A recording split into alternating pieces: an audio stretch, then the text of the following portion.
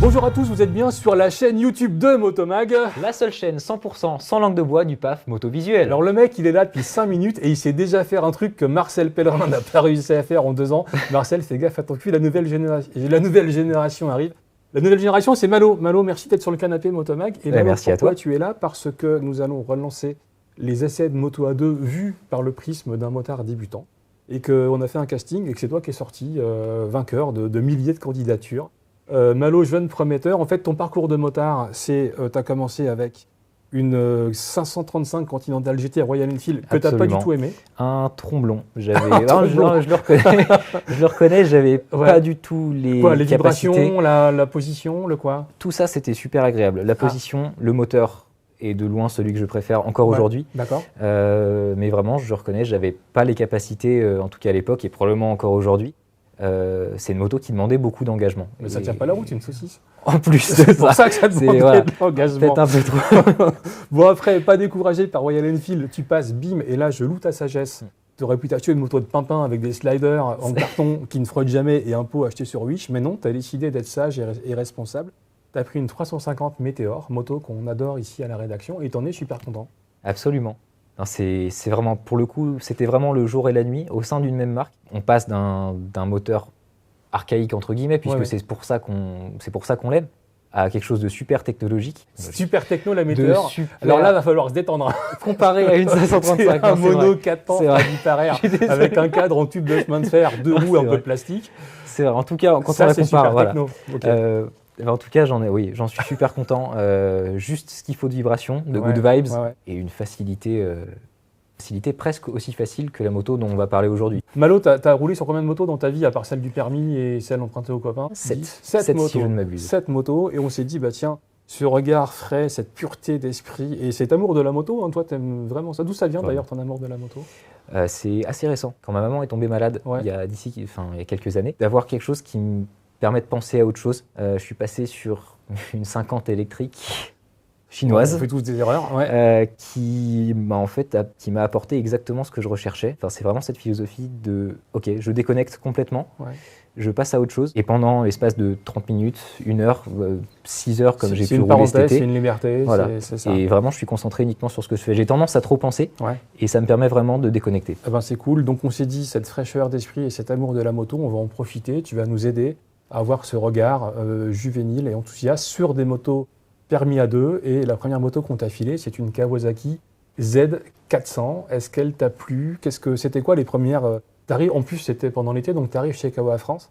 T'arrives, tu dis bonjour, et les mecs font votre moto vous attend, monsieur. Absolument. C'est quand même le kiff, non? On arrive dans un parc moto où les Z400 côtoient les H2, qui côtoient c'est Kawasaki France. Tout ça avec un accueil super chaleureux. Et on kiffe. Et on kiffe. Et les mecs te disent tiens, prends la Z et va rouler, fais-toi plaisir. Mais voilà. Bon, alors, quand tu montes dessus, c'est quoi tes premières impressions? Déjà, elle te plaît la Z esthétiquement? Moi, j'avoue que c'est pas ma cam, mais en même temps, tu m'as dit tout à l'heure, un bon coup dans les genoux, que c'est pas fait pour les vieux.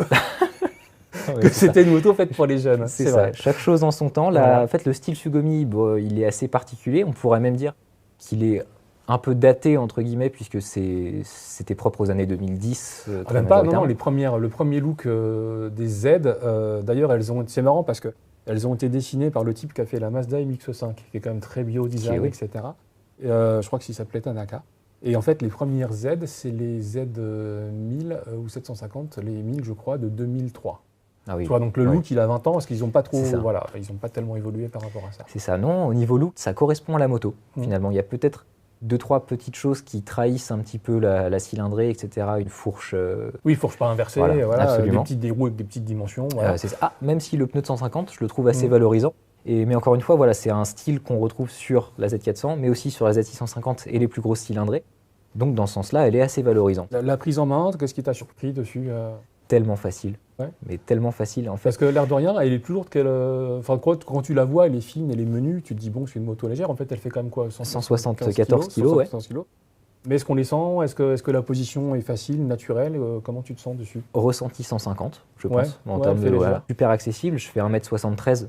J'ai jamais eu de problème. Elle fait 785 mm de selle. La position, assez penchée vers l'avant, donc quasiment droit, pas, vraiment très peu courbé. Les pieds, pas si reculés que ça comparé au guidon. Aucune sensation de poids sur les poignets ou quoi que ce soit, même après 2-3 heures de route. Qu'est-ce que tu as fait avec comme itinéraire? Plutôt, enfin en très grande majorité de la départementale. Mais j'ai pas fait de road trip comme avec d'autres motos cet été. Et elle s'y prêtait très bien. Moi, elle me correspond parfaitement. Peut-être qu'elle aurait un peu l'air d'un jouet pour quelqu'un de ta taille. Je sais pas, qu'est-ce que Non, moi t'en j'ai as roulé retiré? avec. Alors, en fait, moi je suis grand sur quasiment toutes les motos, donc du coup je m'adapte un peu à tout. J'ai trouvé que c'était cohérent. Je ne me sentais pas comme un crapaud. Et en plus, moi, je l'ai trouvé mais très sympa. Parce qu'on pourrait supposer qu'une 400, c'est une petite cylindrée, que le moteur est pointu. Et je ne sais pas comment toi, tu l'as vécu. Bah écoute, ça a été la grosse surprise de cette moto. La partie cycle est très bien, mais le moteur, il a vraiment quelque chose.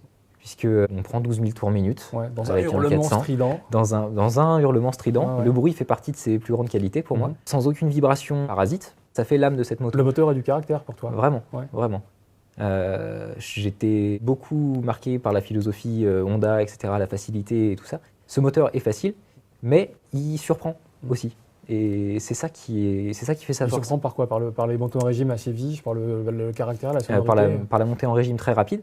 On est tout de suite en un quart de poignée de gaz, on passe de 5 à 8 000 tours, c'est super. Le fonctionnement est tout simple, c'est pas du ride-by-wire, mais c'est très bien accordé, tout est très bien accordé sur cette moto. Alors il n'y a qu'un seul disque à l'avant, est-ce que c'est suffisant d'après toi, vu les perfs de la moto qui sont quand même pas négligeables? Bah écoute, au rythme auquel j'ai roulé, oui, largement. Ouais. Largement. Il est mordant, sans être surprenant. C'est largement adapté aux capacités. Ces motos, on a tendance à penser, c'est mon regard de vieux con, tu vois, elles sont petites, elles sont fines. Tu vois la selle passager, c'est un peu une biscotte. En fait, c'est confortable, c'est utilisable après quelques heures ou c'est juste un jouet? Ma taille, pour mes dimensions, c'est parfaitement adapté. Vraiment. Je pense que je regretterais qu'on ne puisse pas se reculer un peu plus sur la selle, parce que la selle conducteur est vraiment très étroite. On ne parle pas de la selle passager, c'est vraiment une biscotte. Après, les gens de ton âge qui sortent avec des filles de leur âge, ils trouvent ça très bien. Hein. C'est ça. Et puis c'est pour les gens comme moi où je trouve que c'est un peu rude. Non, mais ça permet de faire le tri. Au moins, si elle rentre sur la selle, c'est que c'est moi. Voilà, ça, c'est lui qui est responsable de ses propos. D'accord. Le tarif, 6 449 €. On sait que c'est une moto qui consomme peu. C'est-à-dire en roulant normalement, tu as fait quoi, 4 litres 300, c'est ça, non? C'est ça. Même pas. Pour moi, on était vraiment sur 3 litres 7, 3 litres 8. D'accord. Majoritairement sur du réseau secondaire. Ok. Donc belle autonomie, plus de 300 bornes facile avec le réservoir. On a 14 litres de réservoir, c'est franchement pas mal. Et ça se prêterait presque à un petit road trip. Si à la longue, les poignets ne trahissent pas la moto. C'est vraiment le seul point que je verrais. Toi tu as la position qui te fatiguait un peu, c'est ça? Tu dis les poignets, c'est un peu trop sur l'avant, c'est ça? Je pense que c'est ce qui marquerait à la longue. Ouais. Moi, je ne l'ai pas ressenti particulièrement, mais c'est la seule chose qui tiraille un petit peu. D'accord. 6 449 €, c'est justifié ou c'est cher? Quand on voit que pour 1 500 € de plus, on a une Hornet. Ouais. Après, c'est pas les mêmes coûts d'assurance, c'est pas la même consommation, c'est pas le même coût de puissance. Non, il faudrait à ce moment-là regarder les concurrents directs. Est-ce que tu penses à des motos en particulier? Il y a plein de 400 chinoises qui sortent aujourd'hui, les CF Moto NK 450, la SR4, il y a tous les monocylindres KTM, Husqvarna, les 401, 390 qui sont dans les mêmes tarifs. Les chinoises sont un petit peu moins chères. Peut-être une MT-03 et encore. MT-03, c'est plus tendre en moteur. Hein. Ouais. C'est plus tendre en moteur et c'est pas beaucoup moins cher en fait. Donc, moi j'ai roulé quelques jours avec. En fait, c'est une moto que je trouve carrément sympa, y compris pour les gens de mon âge, parce qu'en fait elle est joueuse et que le moteur il est pétillant, qu'elle tient bien la route, qu'elle freine bien. Et tu prends du plaisir parce qu'elle est super agile. C'est une moto rigolote. Tu vois, tu as des motos concurrentes, genre une CB500, qui sont hyper efficaces, qui sont un petit peu fades. Moi, j'ai trouvé vraiment amusante. Toi, c'est une moto que tu aurais pu choisir dans ton parcours de jeune permis A2 ou tu es content de l'avoir essayé, tu es content de l'avoir rendu et on passe à autre chose? Si je l'avais essayé juste après le permis, je pense que j'y serais passé. Oui. Il y a des gens qui viennent de s'ouvrir les veines chez Kawasaki France en entendant ça. 6 400 €, bon. Ouais, écoute, donc voilà. Tu la conseilles à d'autres A2. Toi, tu es entouré de jeunes motards dans ton cercle d'étudiants, etc. Il y a des gens qui se mettent à la moto, qui débutent. Tu la conseilles facilement, sans aucune réserve? Je la conseille vraiment. Sans aucune réserve. Je la conseille vraiment. On a besoin de l'essayer, ça c'est sûr. Mais elle fait sauter plein de préjugés qu'on pourrait avoir sur une moto de ce style, de cette gamme, avec ces dimensions-là. Et vraiment, allez la voir, allez l'essayer. Est-ce que tu échangerais ta Météor contre une Z400? Non. Comment résumer en une phrase de conclusion de cette Z400 ? Ouais, je sais, j'ai des questions chiantes. Ouais, c'est mon métier. Tout pour le fun. Tout pour le fun. Vraiment, parce que voilà, chaque élément de cette moto, on a l'impression que ça a été pensé pour être fun, pour être attrayant, pour être rigolo et apporter quelque chose à chaque sortie. Moto fun et attrayante, en vrai, je n'aurais pas dit mieux. Merci Malo pour cette première émission dédiée au retour des motos A2 sur la chaîne YouTube de Motomag, la seule et unique, et la seule 100% sans langue de bois du PAF Motovisuel. Ouais, c'est mieux qu'Axel Mellerin, c'est mieux qu'Axel Mellerin. Me jette des sorts depuis la rédac. Malo, est-ce qu'on te reverra sur ce canapé ou est-ce que tu as dit bon, ils sont sympas mais ils sont vieux, un peu chiants, merci, à plus tard. Bah écoute, avec grand plaisir. Dès que vous avez des choses, des 125 chinoises, des 1800, tout ce que vous avez. Ah bah d'accord, bah, tu sais, si tu veux de la 125 chinoise, on va t'en trouver. Merci à Fred à la technique qui a assuré le tournage et le montage de cette émission. Merci Malo de s'être prêté au jeu pas facile de la caméra et du canapé Motomag. Merci à Kawasaki France pour le prêt et la confiance donnée à un tout jeune permis comme Malo. Dites-nous ce que vous pensez de la Z400. Malo et moi, on est d'accord, ça ne sera pas toujours le cas. Cette Z400, elle est cool, elle est fun, elle est moche, non, elle n'est pas moche. On peut pas dire ça. On peut pas dire ça. Elle a tellement d'autres qualités. Elle a tellement d'autres qualités. Non, le design Kawa, ça serait peut-être bien que ça évolue un peu, mais en même temps, si ça se vend, tant mieux pour eux. Allez, on se retrouve très bientôt sur la chaîne YouTube de Motomag. On est prudent en Z400 comme sur d'autres motos. Malo, selon la formule consacrée, bisous sur le casque. Sur le casque. À très bientôt sur la chaîne YouTube de Motomag pour les émissions à deux.